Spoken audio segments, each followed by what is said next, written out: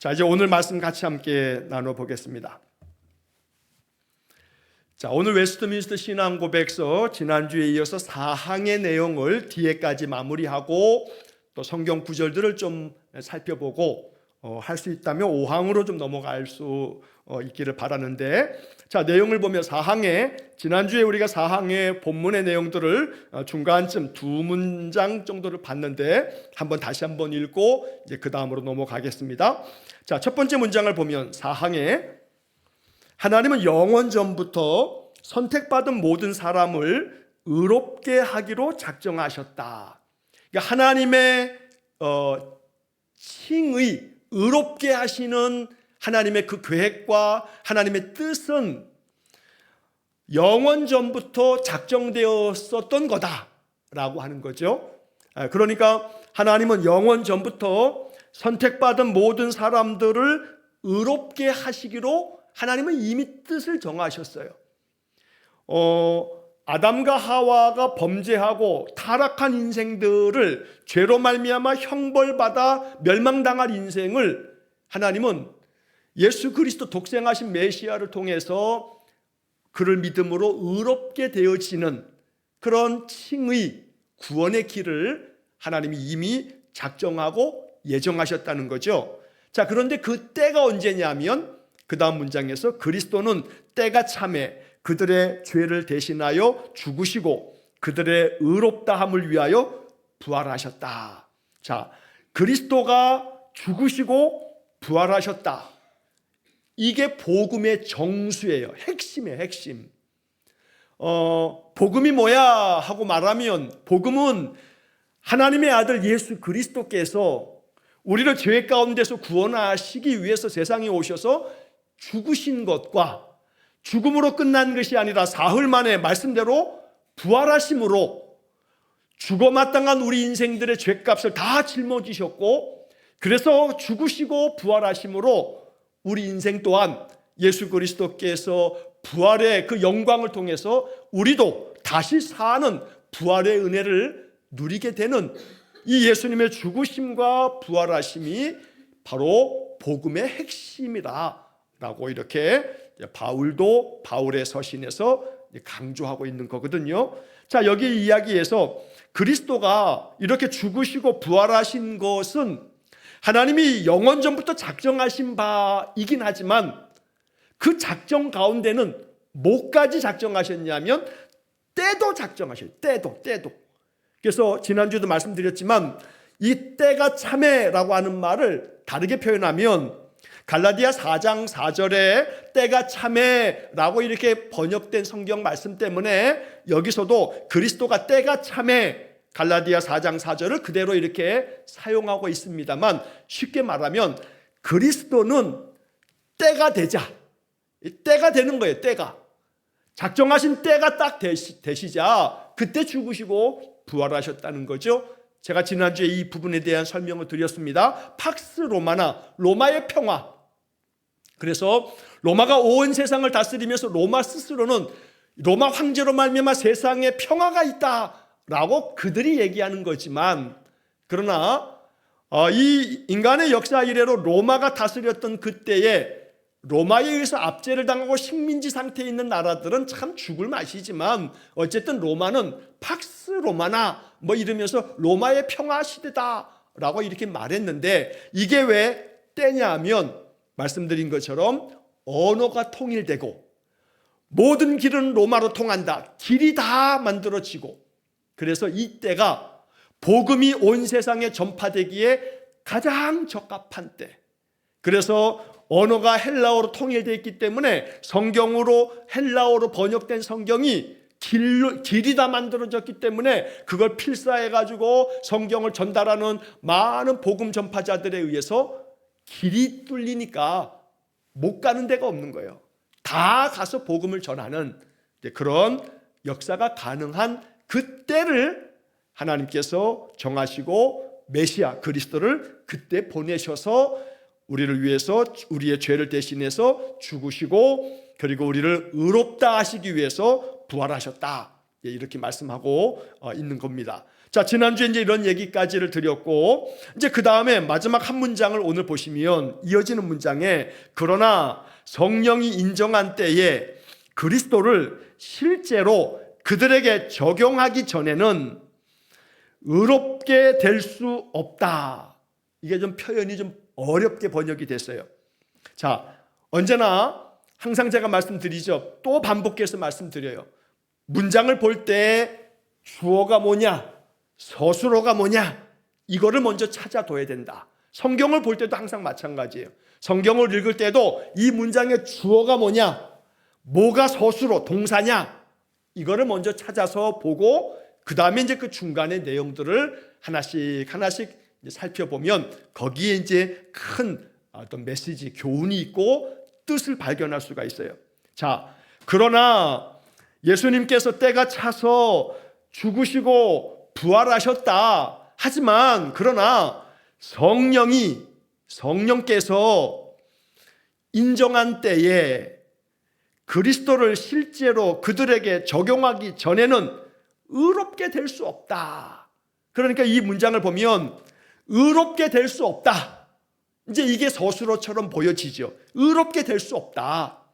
누가 의롭게 될 수 없는 거냐면 이게 사실은 의미상의 주어인데 영어로 얘기하면 영어의 이렇게 문장에 보면 여기에 죄송합니다. 맨 앞에 it라고 하는 가주어가 있고 그 다음에 진주어 포하고서 그 다음에 진주어가 있고 그 다음에 투부정사 해가지고 어떤 그런 서술적인 그런 이렇게 이 뜻을 담고 있는 것들이 있으면서 그래서 가짜 주어가 있고 진짜 주어가 있다. 그렇게 해서 이제 중학교, 고등학교 때 영어 시간에 문법을 배우면 그런 얘기를 하는데 여기에 이 문장도 그런 거예요. 자, 성령이 이게 주어는 같아요. 이게 진짜 주어이긴 해요. 그런데 그 안에 보면 의롭게 될 수 없다고 했으니까 성령이 의롭게 될 수 없다. 이거는 주어하고 서술로 문맥이 안 되잖아요. 그러니까 성령이 인정한 때에 라고 하는 것이 하나의 이 조건문처럼 앞에 있는 거예요. 성령이 인정한 때에 자, 그리스도를 실제로 그들에게 적용하기 전에는 의롭게 될 수 없다. 누가? 그 여기서는 이 문장 자체가 이게 번역의 과정에서 그 누가라고 하는 부분이 여기에 생략되어 있어요. 그 앞에 문장을 보면 그리스도는 때가 참에 그들의 죄를 대신하여 죽으시고 부활하셨다. 그들의 죄를 대신하여. 그들이 누구냐 하면 그 앞에 문장에서 하나님은 영원 전부터 선택받은 모든 사람을 의롭게 하기로 작정하셨다. 그러니까 선택받은 모든 사람을 의롭게 하기로 작정하셨다. 하나님은 작정하셨어요. 선택받은 사람들이 의롭게 되어지는 칭의를 작정하셨어요. 그러니까 첫 문장에서는 선택받은 사람을 목적으로 되어 있지만 그 선택받은 사람이 두 번째 문장에서 그리스도께서 그 선택받은 사람들의 죄를 대신해서 죽으시고 부활하셨다. 그 선택받은 사람들이 의롭게 될 수 없다. 그러니까 이 마지막 문장에서의 주어는 맨 첫 번째 문장에서 나왔던 선택받은 모든 사람, 이게 마지막 문장의 주어가 되는 거예요. 선택받은 모든 사람이 의롭게 될 수 없다고요. 선택받은 모든 사람이라고 할지라도 어떻게 되기 전까지는 의롭게 될 수 없다. 칭의가 안 된다는 거예요. 언제까지냐면 그들에게 적용하기 전에는, 그러니까 그들 안에 이것이 적용되기 전까지는, 적용이 돼야 되는 거예요. 그 전까지는 이게 의롭게 되는 게 아니라 이 말이에요. 그 앞에는 그리스도를 실제로 그들에게 적용하기 전에는, 요 마지막 문장이요, 이게 우리 한국어로 따지면 이거 비문이에요. 비문.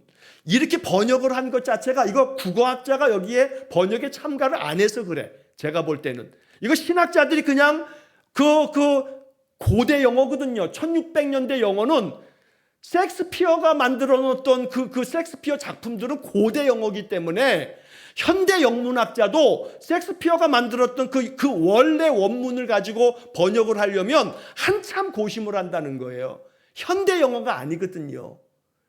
자, 중세 영어나 다름없어요. 이 1600년대 근대라고 해도. 그래서 이 1600년대 웨스트민스터 신앙 고백서가 영국에서 영어로 만들어졌지만 이게 거의 한 400년 넘는 그 전의 영어이기 때문에 지금 영어하고는 굉장한 많은 차이가 있어요. 그러니까 이 번역의 과정에서도 이걸 매끄럽게 번역해내지 못한 거예요. 자, 오히려 이 번역을 한다면 원문에는 그게 없더라도 뜻을 좀 살리려면 누가 의롭게 될 수 없냐면 선택받은 사람들이 의롭게 될 수 없다. 그리스도를 실제로 그들의 삶에 적용하기 전까지는 선택받은 사람도 의롭게 될 수 없다. 이렇게 이제 문맥을 이해하면 조금 이해가 되죠.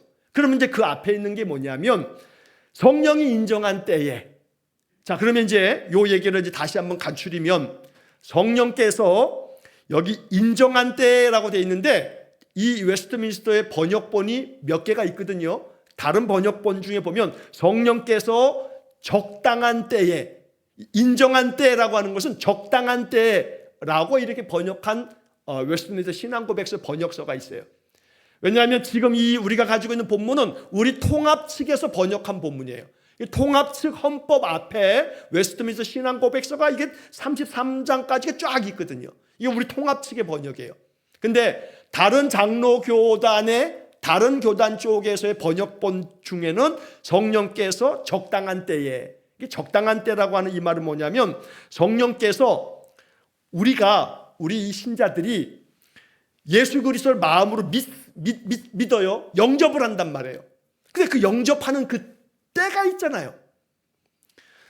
예수를 정말로 그리스도로 고백하는 때가 있어요. 그것을 성령께서 인정한 때라고 말하는 거예요. 그러니까 성령께서 인정하셔서 성령께서 가장 적당하다고 여기시는 때에 성령께서 그 선택받은 사람들의 마음속에, 예수를 영접하려는 그 사람들의 마음속에 그리스도를 아주 실제로 그들의 삶 속에 적용이 되게 해주시는 거예요. 성령이. 자, 그렇게 되기 전까지는 의롭게 될 수 없다. 의롭게 되어진 게 아니다. 이렇게 말하는 거예요. 이걸 더 풀어서 얘기하면요, 칭의는 나 예수 믿어, 예수는 나의 구주야, 예수님은 하나님의 아들이야, 배워서 학습을 한 다음에 학습의 결과가 내 입으로 나올 수 있죠.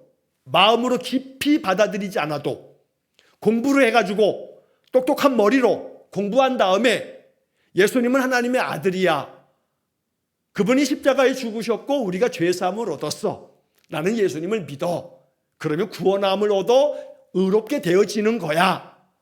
교회에서 맨날 이렇게 성경 공부하고 학습을 한 다음에 학습한 것을 내 입으로 말할 수 있죠. 진심으로 내가 이것을 마음속에 감동하면서 예수님이 나의 구주가 되신다고, 그 주님이 지금도 임마누엘 나와 함께 계신다고, 그래서 그 주님으로 말미암아 나는 여전히 지금도 은혜 가운데 살아간다고, 그 은혜의 감격 때문에 나는 나의 삶이 어떠하든지 내 안에는 감사가 넘치며 나의 이 삶이 하나님 나라라고, 그렇게 내 인격을 다 담아서 고백하지 않고 학습된 결과를 입으로 말할 수 있어요. 그러니까 지금 여기서 얘기하는 것은 성령이 적당한 때에, 즉 성령이 인정하신 때에 그리스도를 실제로, 여기서 이 문장에서 중요한 것은 우리가 봐야 할 것은 이 실제로, 이 말이 실제로 그리스도를 실제로 그들에게, 즉 선택받은 모든 사람들이 자기 스스로에게 적용하기 전에는 의롭게 될 수 없다. 칭의는 학습된 이 종교 교리를 얘기한다고 칭의가 아니라 이 말이에요. 그렇게 따지자면 바리새인, 사두개인, 율법학자, 제사장들은요, 이거는 아주 가뿐하게 통과할 수 있어요. 신앙 고백은 이거 시험이 아니에요.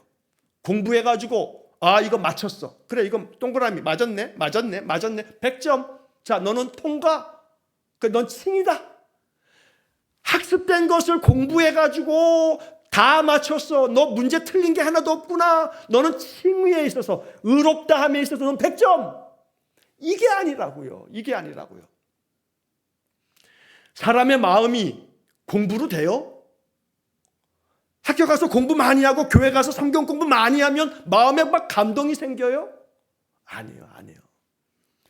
공부를 많이 한다 해서 감동이 더 많이 생기는 거 아니거든요. 내 마음에 그 감동이 동시에 나의 삶을 변화시키고 나의 삶 속에 예수가 살아 역사하도록 내 안에 예수 향기가 나는 그런 삶을 살아가는 게 교회에 더 많은 횟수를 출석해가지고 모든 성경 공부를 다 수료한다고 그것과 비례하는가? 아니에요. 비례한다고 장담할 수 없어요. 장담할 수 없어요.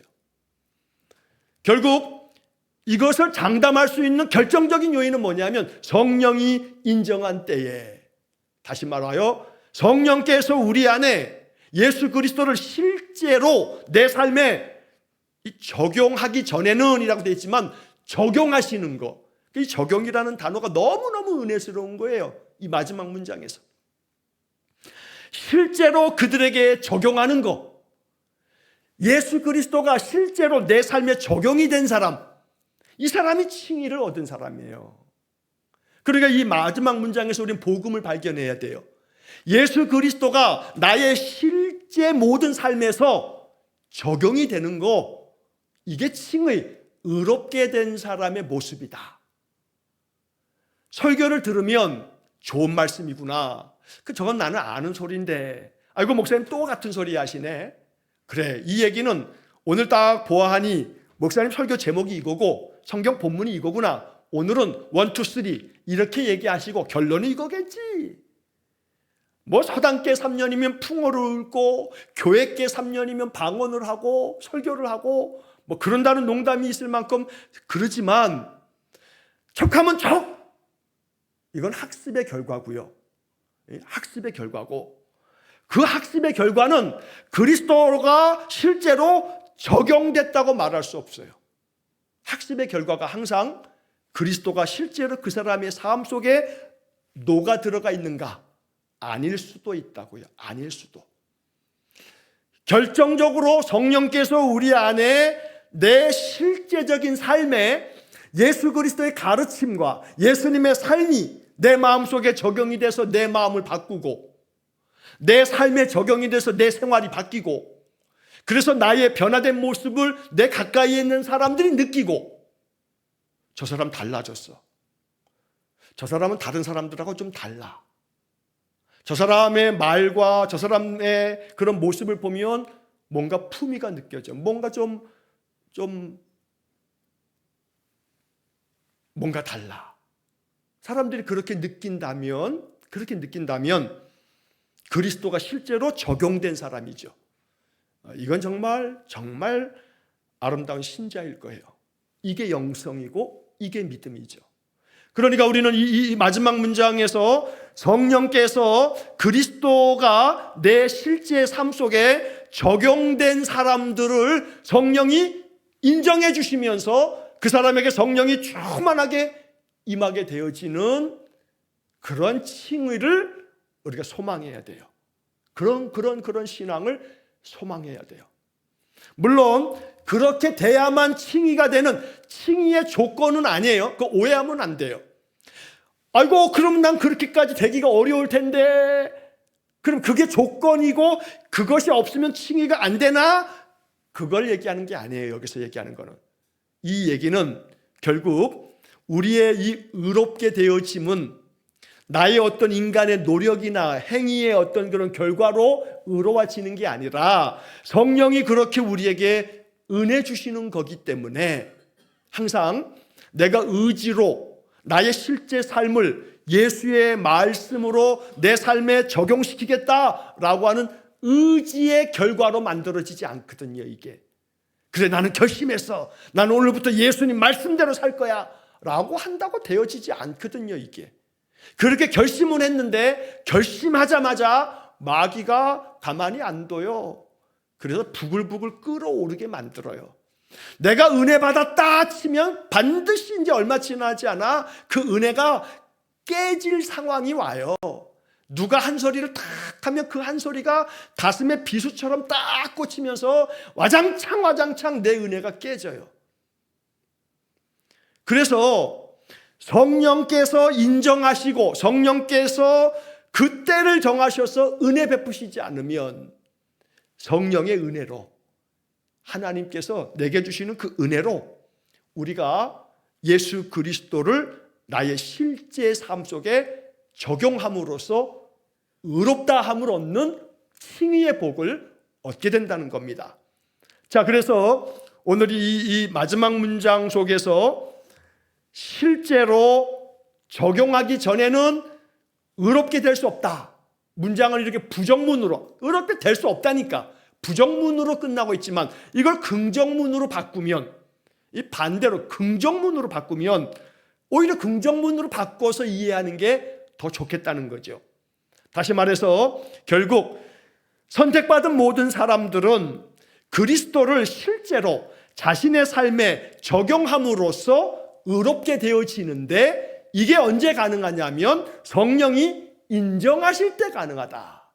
성령이 은혜 주실 때 가능하다라고 이렇게 바꾸면 이 문장을 긍정문으로 바꾸는 그런 말씀으로 이해할 수 있다는 거죠. 그래서 우리가 기도하는 거예요. 내 힘으로 될 수 없다는 거예요.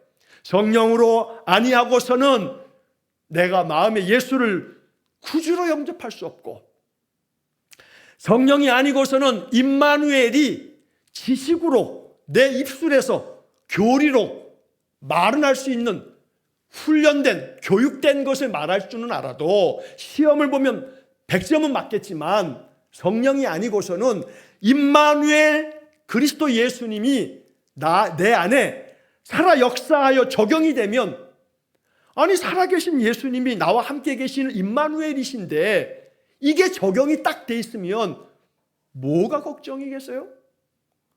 아무리 걱정거리가 눈앞에 발등을 찍어도 말이에요. 임마누엘 한번 외치고 나면 이게 마음의 평화가 착 찾아온다면 그러면 끝 아니에요? 근데 그게 잘 돼요? 잘 안 되죠. 잘 안 되죠. 그래서 우리는 계속해서 경건의 훈련과 말씀 안에서 계속 주님 붙잡고 나아가는 거 아니겠습니까? 임마누엘 한번 선포하면 게임 끝. 하나님이 우리와 함께 계신다. 나와 함께 계신다. 살아계신 하나님이 전능자 하나님이 나와 함께 계신다. 임마누엘 이렇게 선포하고 나면 내 마음에 평화가 찾아오고 이 근심, 걱정, 염려는 다 주님께 옮겨지고 주님이 알아서 하시겠지. 이것 때문에 내가 괴로움이 있으면 감당하리라. 내 십자가일 테니까. 그러나 이것도 합력하여 선으로 하나님 이끄시겠지 하는 마음이 내 마음속에 확고하게 자리 잡는 것은 사람의 의지로 되는 게 아니고 학습의 양으로 되는 게 아니고 성령의 은사로 되어진다 이 말이죠. 그게 성령이 인정하시는 때라고 번역되어 있는 거예요.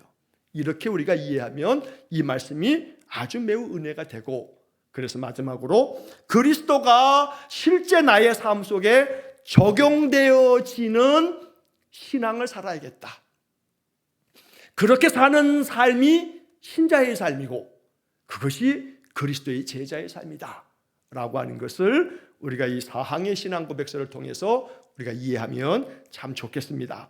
자, 이 이야기에 이제 성경 구절들이 여러 곳이 나오게 되는데 첫 번째 문장에서 나왔던 성경 구절 중에 갈라디아 3장 8절 말씀을 한 것 좀 보고 그 다음에 저 뒤에 있는 것을 한두 개만 보겠습니다. 갈라디아 3장 8절에 첫 문장을 얘기하고 난 다음에 이게 나오는데 하나님이 이방을 믿음으로 말미암아 의로 정하실 것을 성경이 미리 알고 먼저 아브라함에게 복음을 전하되 모든 이방인이 너로 말미암아 복을 받으리라 하였느니라.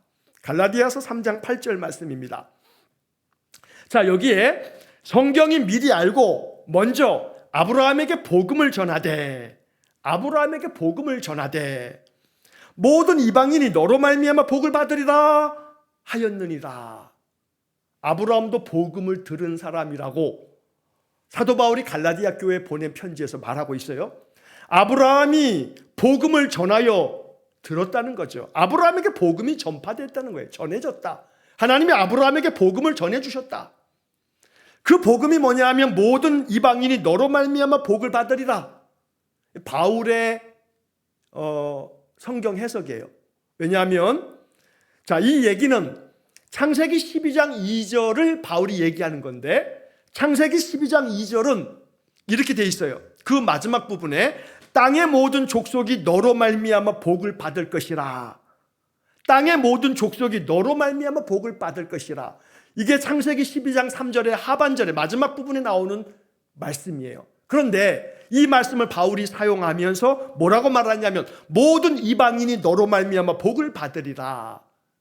뭐가 차이가 있냐면 창세기 12장 2절은 땅의 모든 족속이 라고 이렇게 되어 있는데, 갈라디아 3장 8절에서는 모든 이방인이 이렇게 번역이 되어 있다고요. 바울이 이렇게 사용했어요. 그러니까 이 얘기는 뭐냐면 하나님이 영원 전부터 선택받은 모든 사람을 의롭게 하기로 작정하셨는데, 그 선택받은 모든 사람이 누구냐? 이스라엘 사람들은 선민의식, 우리 유대인만 선택받았다라고 생각하는데, 바울의 복음은 아니, 우리 유대인들만 선택받은 사람이 아니야. 하나님께서 아브라함에게 말씀하셨던 땅의 모든 족속이 너로 말미암아 복을 받을 것이라고 했던 땅의 모든 족속은 뭘 얘기하는 거냐면 유대인이 아닌 다른 민족들.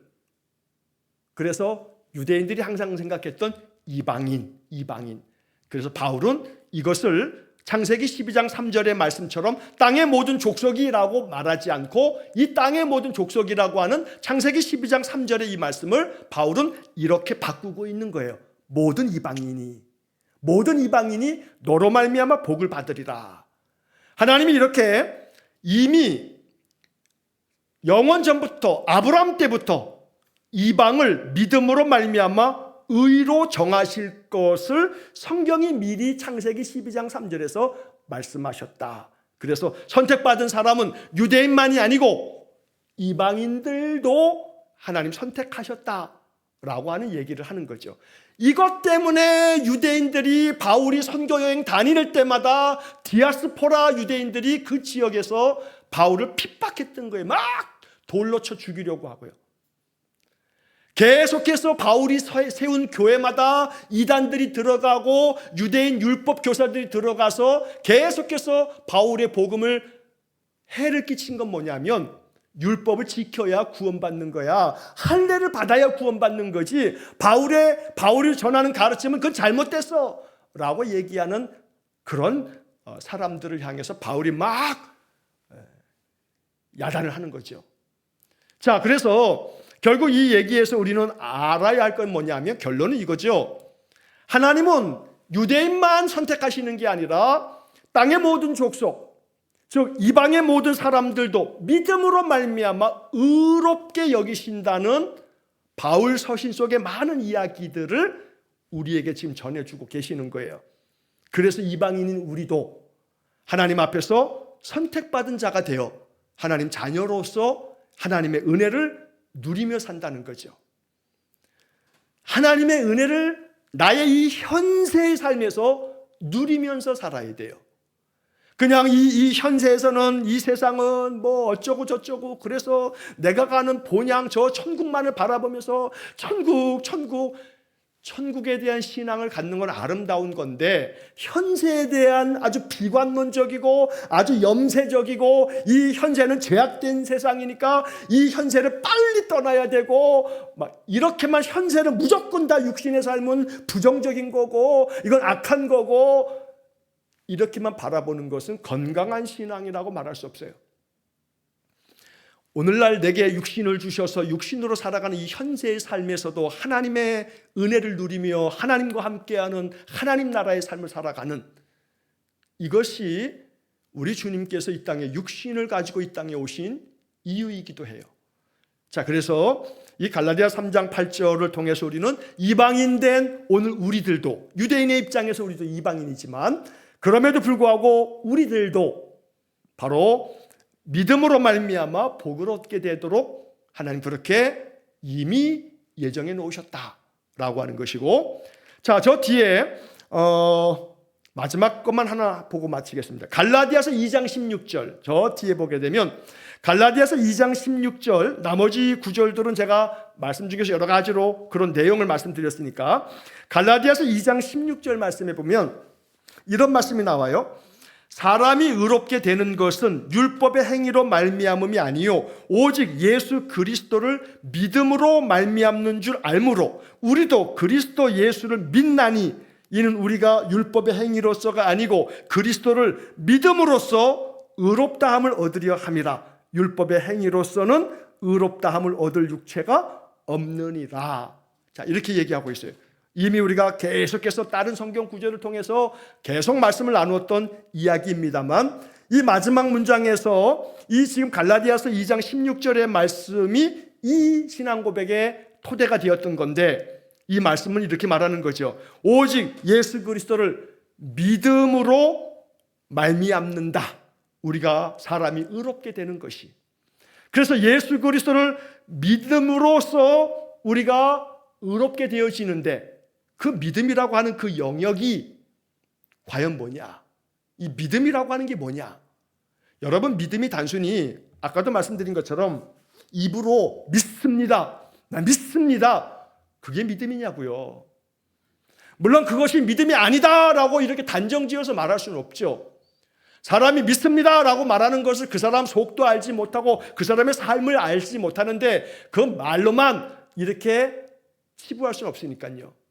하지만 우리가 우리 자신을 돌아보는 거죠. 내가 정말로 믿습니다라고 말할 때 그 믿음이라 하는 것이 그리스도가 실제로 나의 삶 속에 적용이 되어 있는가? 라고 하는 그런 질문으로 나의 믿음을 한번 점검해 볼 필요가 있는 거죠. 그러니까 내 삶 속에 정말로 믿음으로 말미암아 의롭게 되어지는 그 의로움이 이것은 단순히 의롭게 되어졌다라고 하는 신분의 변화. 우리가요, 이게 신분의 변화가 굉장히 중요한 거예요. 예를 들어서 예전에 이제 우리 목사님들이 예전 목사님들이 이제 그런 얘기를 많이 하셨어요. 옛날 어느 마을에 정승을 지낸 대감님이 한 분 계신데 정승까지 나라의 정승까지 했으니까 아주 굉장히 고결하고 인품이 참 훌륭한 진짜 말 그대로 그런 대감님인데 근데 이분이 그 마을에 아주 그냥 칭송이 자자하고 그 인품이 모든 백성들이 정말로 머리 숙여 존경할 만큼. 자, 그런데 이 대감님이 항상 한양에도 왔다 갔다 하고 또 일을 보기 위해서 또 다녀오고 뭐 이러는 중에 저 건넌 마을에서 이 마을로 넘어올 때 저쪽에 개천에 조그만 움막을 짓고 살아가는 이제 거지 그 가족이 있는데 그 거지 가족들 중에 그 어린 자식들이 이렇게 있어서 올망졸망 그래서 이제 이 동냥을 해서 살아가는 그 거지 가족들을 이렇게 먼 발치에서 보면서 왔다 갔다 하다가 어느 날 가만히 지나가면서 보니까 그 부모가 있어야 되는 부모가 없더라는 거예요. 안 보이더라는 거예요, 이게. 그래서 봤더니 아이 혼자 처량하게 개천에 앉아서 그냥 돌멩이 던지면서 그러고 있으니까 이 대감님이 종을 보내가지고 저 아이의 부모가 오늘은 안 보인다, 며칠 안 보인다 하고 가서 이제 사연을 알아봤더니 그 부모가 어떤 사고로 죽었답니다.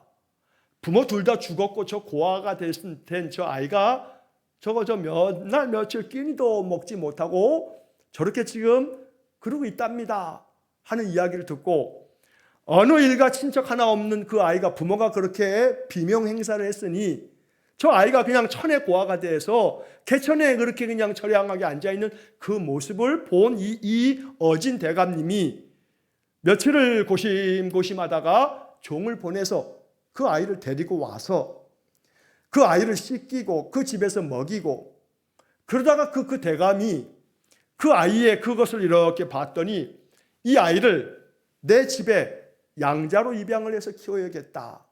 그래서 이 아이를 집안에 양자로 입양을 해서 그 아이를 족보에 내 아들이라 족보에까지 올려놓았다. 자, 그런데 어진 대감님의 그 자비로우심으로 이 아이가 대감의 이제 양자가 됐으니까 법적으로는 신분상 뭐냐면 대감의 아들이 된 거예요. 대감의 아들. 자, 대감의 아들이 됐는데 신분의 변화는 대단히 중요한 거예요. 신분의 변화를 통해서 이 아이는 이제 대감의 아들이 됐어요. 이제 양반이 됐다 이 말이에요. 자, 그런데 이 아이가 신분의 변화가 굉장히 중요하다는 전제는 이건 꼭 기억하시고, 그러나 신분의 변화는 됐지만 이 아이가 여전히 거지의 자식으로 왔기 때문에 이제 양반은 이 대감님의 아들로서 살아가는 삶이 아직 안 돼 있다 보니까 종들이 식사 때마다 식사를 차려가지고 도련님 하고서 음식을 상으로 이렇게 한 상 가져오면 이놈이 수저질, 숟가락, 젓가락 이렇게 사용해서 좀 잘 대감님 아들처럼 도련님답게 먹어야 되는데 이게 그냥 걸신 들린 놈 마냥 식사만 들어오면 젓가락이 뭐예요? 그냥 양손으로 닭다리 잡아 밥으로 반찬으로 그냥 막 어그적 그냥 양손으로 뭐 누가 빼앗는 것도 아닌데 먹어치우는 아이의 모습이 아직 대감님의 아들이 덜 된 거죠. 그러니까 덜 된 거예요? 아니에요. 신분은 대감님의 아들이에요. 뭐가 중요해요? 신분의 변화가 절대적으로 중요하죠. 대감님의 아들이 된 거예요. 이거는 족보에까지 올라왔으니 누가 뭐라 해도 이 아이는 대감님 아들이 된 거예요. 이제 신분의 변화는 절대적으로 중요해요.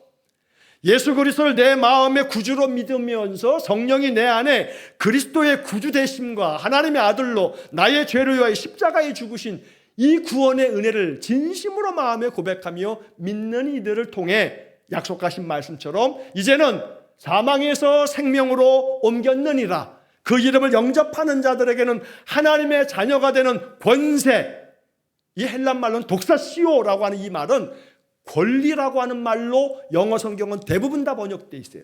권세라고 하는 말 번역이 다음번 개정에는 이게 아마 바뀔 가능성이 있어요. 영어 성경은 다 right, 권리라고 하는 말로 번역되어 있어요. 하나님의 자녀가 되는 권리를 주셨다는 거예요. 이 아이가 대감님의 자비로우심으로 인해서 양자로 입양이 돼서 족보에 딱 오르면 이 아이는 대감님의 자녀의 권리를 갖는 거예요. 대감님이 돌아가시면 대감님의 모든 유산은 이 아이에게 물려지는 거예요. 법적으로 아무런 하자가 없어요. 그게 권리거든요. 권리. 그런데 그렇게 칭의를 통해서 하나님의 자녀되고 하나님의 택함받은 자로서 우리가 신분의 변화가 생겼어요. 칭의는 바로 그런 신분의 변화를 의미하는 거예요. 그러나 이 신분의 변화가 되어져서 믿음으로 말미암아 의롭게 되어졌다고 해서 칭의, 의롭게 되어졌다 해서 이 사람의 삶이 언제나 아름다운 향기가 나는 것이 아닐 수 있어요. 그래서 우리가 이제 이 신앙의 이 교리를 배울 때 칭의에 이어서 성화를 배우고 또 어떤 교단에서는 성화와 영화를 또 구분해서 성화의 단계가 있고 영화의 단계가 있다. 뭐 이렇게 또다시 그걸 또 세분해서 구분하는 그런 교단들도 있습니다만 크게는 이 칭의와 성화, 이 크게 큰 두 덩어리, 뭐 영화까지 뭐 이렇게 구분짓지 말고 포함시킨다면 이렇게 되어질 때 이 양자로 입양된 아이가 칭의를 얻는다는 것은 양자가 됨으로써 대감님의 아들의 신분을 얻게 되고 아들의 권리가 주어지는 것이 칭의.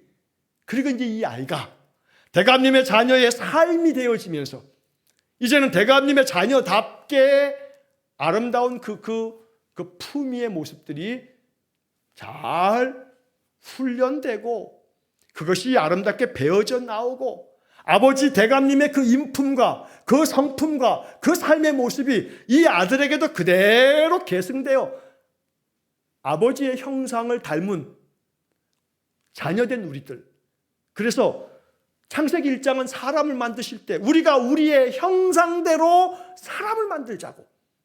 그래서 그 하나님의 형상대로 우리가 그 형상을 회복해 가는 것이 이것이 믿음이고, 이 형상을 회복함으로 그 형상의 능력과 그 아름다움과 향기가 드러나는 것이, 이것이 열매 맺는 신앙의 삶이요 성화의 삶이다 라고 말할 수 있겠다는 거죠.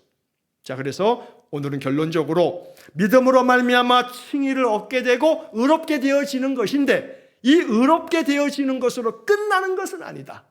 의롭게 되어진 사람은 그 의롭게 되어지는 것이 실제 그 삶 속에 적용되어짐으로써 의롭다함이 인정되어지는 거예요. 인정되어지고, 이를 통해서 나의 신앙은 계속해서 예수의 형상, 아버지 하나님의 형상이 내 안에 더 깊이 스며들고 배어짐으로 나를 바라보면 내 안에 아버지의 형상이 보여지는, 우리가 그러지 않습니까? 어느 집에 이렇게 식구들이 있으면 아이고 어찌 저렇게 아버지를 빼닮았을까? 또 어느 아이는 야 너는 엄마 판박이구나. 그 형상이 거기에 그대로 담겨져 있는 거죠. 하나님의 형상이 우리에게 담겨지고 예수의 형상이 우리에게 담겨질 때 우리 안에서 예수님이 느껴지고 예수님이 보여지는 거, 이게 바로 칭의를 얻은 의롭게 되어진 사람들의 삶 속에서 계속해서 보여져야 할 신앙과 삶의 모습이다 라는 이야기를, 이 사항이 어렵게 이렇게 교리적으로 써놨습니다만 이런 내용을 담고 있는 거다라고 이해하시고, 이제 다음 주에 이제 5항의 이야기로 넘어가도록 하겠습니다. 잠깐 기도하겠습니다. 자비로우신 하나님, 의롭게 되어짐이 얼마나 큰 축복인지를 깨닫게 주옵소서. 그리하여 하나님의 자녀의 권리를 얻게 됐으니 이제는 하나님의 형상이 내 안에 새겨지고 그 형상이 나의 실제 삶에 적용됨을 통해서 내가 성령의 감동이 나의 삶을 뒤덮어 날마다 은혜가 충만한 삶을 살아가는 거룩한 영성을 가진 우리 신자들 되게 해 주옵소서. 그리하여 우리의 믿음이 우리 주님 앞에 아름다운 믿음으로 칭찬받는 우리 성도들 되게 해 주옵소서. 예수님 이름으로 기도하옵나이다. 아멘. 우리 구주 예수 그리스도의 은혜와 하나님 아버지의 극진하신 사랑과 성령의 교통하심이, 칭의의 은혜가 우리의 삶을 가득 덮기를 간절히 소원하며 기도하는 머리 숙인 귀한 성도들 위해 영원토록 함께 하시길 축원하옵나이다. 아멘.